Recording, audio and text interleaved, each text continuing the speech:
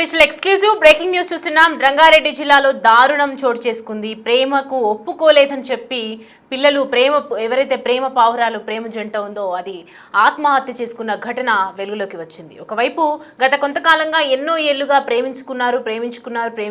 పెద్దలు ఒప్పించే ప్రయత్నం చేశారు. పెళ్లి చేసుకుంటామని చెప్పడం, పెద్దలని అడిగే క్రమంలో పెద్దలు ఎంతసేపటికి కూడా ఒప్పుకోకపోయేసరికి ప్రేమ జంట ఆత్మహత్య చేసుకుంది. బలవన్మరణానికి పాడుపడినటువంటి విషాదం కనిపిస్తుంది రంగారెడ్డి జిల్లాలో. సో మనం దానికి సంబంధించినటువంటి బ్రేకింగ్ చూస్తూ ఉన్నాము.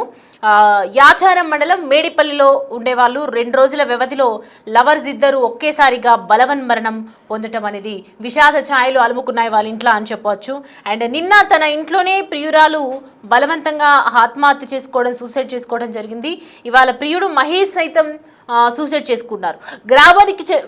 ఎవరైతే ఒకే గ్రామానికి చెందినటువంటి మహేష్ అమ్మాయి మధ్య గత కొంతకాలంగా ఇరువురి మధ్య ప్రేమ అనేది చిగురించింది. ప్రేమించుకున్నారు.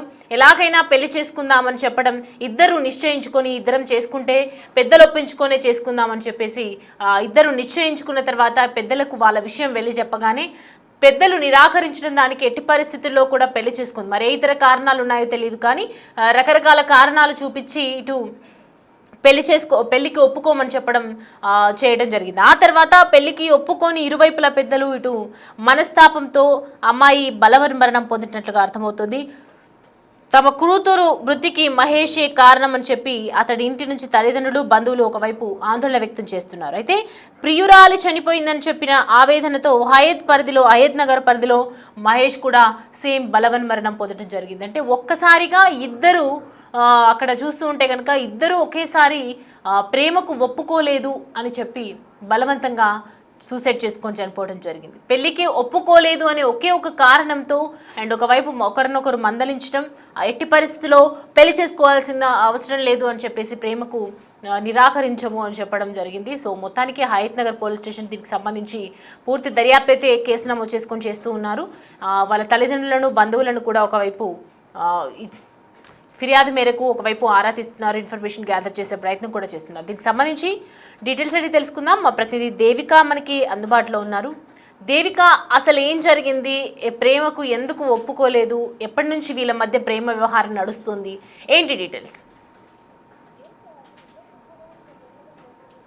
వ్యవహారం అయితే నడుస్తున్నట్టుగా అయితే తెలుస్తుందని చెప్పొచ్చు. అయితే 17 ఏళ్ళలో ఉన్న పూజ ఉరి వేసుకుని ఒకసారిగా కనిపించడంతో తల్లిదండ్రులు మాత్రం ఒకసారిగా కన్నీరు మున్నీరు అవుతున్నారని చెప్పొచ్చు.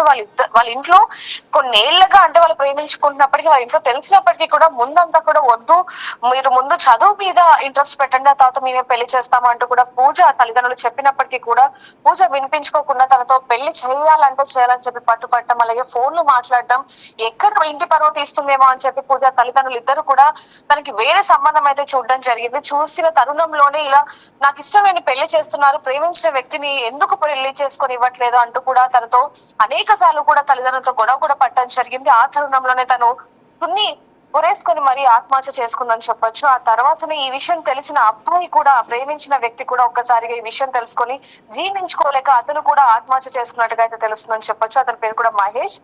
ఈ మహేష్ ఇంటి ముందు కూడా మృతురాలు తల్లిదండ్రులు కూడా ఒకవైపు నుంచి ధర్నా చేస్తున్నారని చెప్పొచ్చు. అంటే ఇరువురి కుటుంబ సభ్యులు కూడా ఇప్పుడు ఒక్కసారిగా గొడవకు దిగిన పరిస్థితి కనిపిస్తుంది.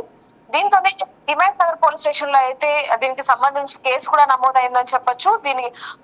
మృతుడు తల్లిదండ్రులు ఎవరైతే ఉన్నారో, అంటే మహేష్ తల్లిదండ్రులు ఎవరైతే ఉన్నారో, కుటుంబ సభ్యులు ఎవరైతే ఉన్నారో, వీళ్ళందరూ కూడా ఒక్కసారిగా వెళ్లి హిమాయత్ నగర్ పోలీస్ స్టేషన్ లో అయితే కంప్లైంట్ ఇవ్వడం జరిగింది. కేవలం అమ్మాయి తరపున తల్లిదండ్రుల వల్లనే నా కొడుకు రోజు చనిపోయాడు అంటూ కూడా తల్లిదండ్రులు ఒకసారిగా ఆ పోలీస్ స్టేషన్ ఎదురైతే ధర్నా చేస్తున్న పరిస్థితి కనిపిస్తుందని చెప్పొచ్చు. దీనికి సంబంధించి కూడా పూర్తి వివరాలు కూడా పోలీసులు చెప్పాల్సిందని చెప్పొచ్చు.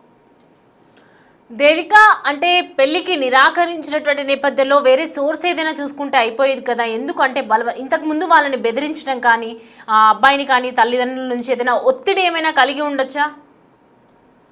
దీనికి సంబంధించి కూడా మనం కుటుంబ సభ్యులతో మాట్లాడినప్పుడు వాళ్ళు ఒకటే మాట చెప్తున్నారు అని చెప్పొచ్చు. అంటే ఇద్దరు కూడా ఒకరినొకరు చనిపోవడానికి గల కారణం ఒక అమ్మాయి అంటే ఒక అమ్మాయి, ఇంకొక అమ్మాయి అంటే అంటే అబ్బాయి తరపున వాళ్ళేమో మా అమ్మాయి అని, అమ్మాయి తరపున వాళ్ళేమో అబ్బాయి అని చెప్పి ఇలా ఇరువురి కుటుంబ సభ్యులు కూడా గొడవకు దిగటం, అదే విధంగా పెట్రోల్ పోసుకొని చనిపోవడం అనేది అసలు చాలా దారుణ ఘటన అని చెప్పొచ్చు. గతంలో కూడా ఇలాంటి ఘటనలు ఎన్నో చోటు చేసుకున్నా, ఒకవేళ వాళ్ళ ఇంట్లో నుంచి పారిపోయి పెళ్లి చేసుకున్నా లేకపోయినా అంటే కుటుంబ సభ్యులు కావచ్చు, ఇంటి చుట్టుపక్కల వాళ్ళు చెప్తున్నది కూడా ఒకటే, వాళ్ళ ఇంట్లో ఒప్పించకపోయినా వేరే పెళ్లి చేసుకున్నా బాగుండేది, అంటే పారిపోయి పెళ్లి చేసుకున్నా బాగుండేది, లేదా వాళ్ళు ఒప్పుకునేంత వరకు ఉన్నా బాగుండేది, కానీ ఈ విధంగా నిర్ణయం తీసుకోవడం ఎంతవరకు సమన్వయం కాదు అంటూ కూడా అక్కడ చుట్టుపక్కల వాళ్ళు చెప్తున్నప్పటికీ కూడా ఈ కేసు మాత్రం చాలా సీరియస్ గానే ఉందని చెప్పొచ్చు. ఎందుకంటే పూజ చనిపోయిన కొన్ని గంటల్లోనే మహేష్ కూడా పోలీస్ స్టేషన్ దగ్గర పెట్రోల్ పోసుకొని చనిపోవడం అనేది చాలా బాధాకరం అనేది తెలుస్తుంది. దీనికి సంబంధించి కూడా పోలీసులు కేసు నమోదు చేసుకొని దర్యాప్తు చేపడుతున్నారు. Right Devika, thanks for the updates. Right, చూసినాం కదా, ఒకవైపు 2 రోజుల వ్యవధిలోనే ఇదంతా ఈ ఘటన జరగడం కుటుంబ సభ్యులని కలిసివేస్తుంది, కుటుంబ సభ్యులని ఎంతో బాధాకరంగా లోపలికి తీసుకువెళ్తుందని చెప్పొచ్చు. అండ్ మొత్తానికి నిన్న తన ఇంట్లోనే ప్రియురాలేమో బలవంతంగా చనిపోయింది, మరోవైపు తన ప్రేమించినటువంటి ప్రేమికురాలు చనిపోయిందని తెలిసిన వెంటనే ఇటు ప్రేమికుడు కూడా తన ప్రాణాలను తీసుకున్నాడు. సో మొత్తానికి బంధువులు మనం చూస్తూ ఉన్నాము, విజువల్స్లో కూడా బంధువులందరూ పోలీస్ స్టేషన్కి అక్కడికి చేరుకొని ఆందోళన వ్యక్తం చేస్తున్నారు, ధర్నా వ్యక్తం చేస్తున్నారు. తన కూతురు కారణంగానే కొడుకు చనిపోయాడని, తన కొడుకు కారణంగానే కూతురు చనిపోయిందని, ఇట్లా ఒకరినొకరు తన మీద తన ఆరోపణలు వేసుకుంటున్నారే తప్ప ఎందుకు చనిపోయిందని చెప్పి ఆలోచించడం లేదు పరిస్థితులను చూస్తుంటే. ఎవరైనా ప్రేమించుకుని ఉంటుంటే ఖచ్చితంగా ప్రేమ కోసం ఇలా చావాల్సిన అవసరం లేదు. ప్రేమకి కాదు, ఇంకా లైఫ్ చాలా ఉంది, ఎన్నో రకాల దారులు కూడా ఉన్నాయి, ఏ రకంగా బతకొచ్చు అని చెప్పి ఒకవైపు నెటిజన్స్ కూడా కమెంట్స్ చేస్తున్నటువంటి పరిస్థితి. నిన్న ప్రియురాలు చనిపోయిందని ఈరోజు ప్రియుడు చనిపోవడం, ఇద్దరు కలిసి ఏదైనా చేసి బతకాలి అని అనుకోవాలి, కానీ ఇలా మాత్రం చేసి ఉండకూడదు అని చెప్పి ఇట్లా సోషల్ మీడియా వేదికగా కూడా కొన్ని కామెంట్స్ అయితే వినిపిస్తున్నాయి. మొత్తానికి రంగారెడ్డి జిల్లా యాచారం మండలంలో మేడిపల్లిలో విషాద ఛాయలు అలుముకున్నాయని చెప్పాలి. గ్రామస్తులు ఎంతోమంది కూడా ఆవేదన వ్యక్తం చేస్తున్నారు. చక్కగా చదువుకునే రోజుల్లో ఇలాంటి నిర్వాహకం ఎందుకు చేయాల్సి వచ్చింది, ప్రేమికులు నీ పెళ్లి మరే ఇతర కారణాలు ఉన్నప్పటికీ కూడా ఎందుకు ఫ్యామిలీ మెంబర్స్ దీన్ని యాక్సెప్ట్ చేయలేకపోయారు అనేది ఒకవైపు ఉత్పన్నమవుతున్నటువంటి ప్రశ్న.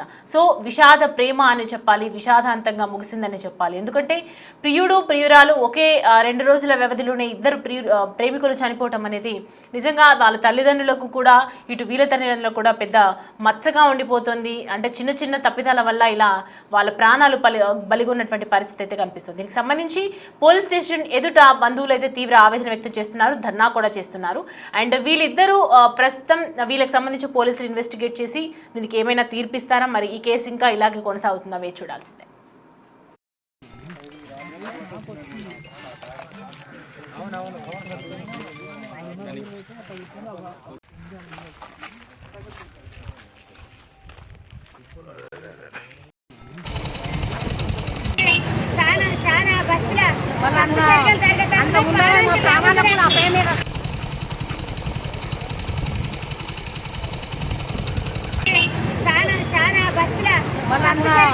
అంత